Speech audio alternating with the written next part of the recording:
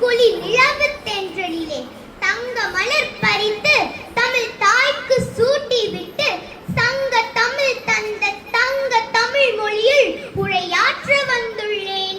இங்கு கூடியிருக்கும் அனைவருக்கும் என் பணிவான வணக்கத்தை தெரிவித்துக் கொள்கிறேன். என் பெயர் பிரகல்யா. நான் 5ஆம் வகுப்பு விவேகானந்தா அகாடமி பள்ளியில் படிக்கின்றேன். நான் இங்கு பேசியிருக்கும் தலைப்பு வானமே எல்லை. குழந்தை தவழ ஆரம்பிக்கும் போது அதன் வீட்டின் 4 சுவர் தான் அதன் எல்லை.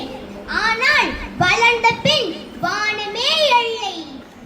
அந்த தெரு மட்டுமே அந்த சிறுவனுக்கு எல்லையாகி போயிருக்கும். அல்லது ராமேஸ்வரம் ரயில் நிலையம் எல்லையாகி போயிருக்கும். ஆனால் வாழ்க்கையில் இன்று பல பேர் மதிக்கக்கூடிய நாட்டின் முதல் குடிமகனாக உயரிய பதவியில், ஏன் அனைவரும் போற்றும் நல்ல குடிமகனாக திரு அப்துல் கலாம் இருக்கிறார். அவர் தன் வாழ்க்கையை ஒரு குறுகிய எல்லைக்குள் வைக்காமல் மனதையும் அறிவையும் திறந்து வைத்திருந்தார். இந்தியாவின் வளர்ச்சிக்கே எல்லை இல்லை என்று மக்களுக்கு புரிய வைத்தார். வெறும் செருப்பு தேய்க்கும் கடையின் கல்லா பெட்டி தான் தன் வாழ்க்கையில் எல்லை என்று எண்ணி இருந்தால் நாம் அப்ரஹாம் லிங்கனை இழந்திருப்போம் அல்லவா? தனது ஆரம்ப கல்வியை மாட்டு கொட்டகையில் ஆரம்பித்தவர். லட்சியம் இல்லாமல் இருந்திருந்தால் ஏழ்மையை கல்வியால் துடைத்தெறிந்து இஸ்ரோவில் சாதித்து காட்டிய தமிழர் நிலவு நாயகன் மயில்சாமி அண்ணாதுரை அவர்களை அறிந்திருக்க இயலாது. முயற்சியும் தைரியமும் இருந்தால் இவ்வுலகை மட்டுமல்ல வானுலகையும் ஆளலாம் என்று உலகிற்கு உணர்த்தி காட்டிய ஒரு சிறந்த பெண்மணி கல்பனா சாவ்லா அவர்கள். சாதிக்க வயதில்லை, சாதனைக்கு வானம் எல்லை இல்லை.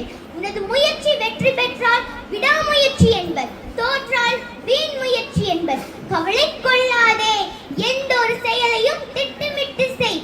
இதற்கு ஒரு உதாரணம் சந்திராயன் 2. சந்திராயன் 2 தோல்வி அடைந்தவுடன் நாடே கதிகலங்கி போனது.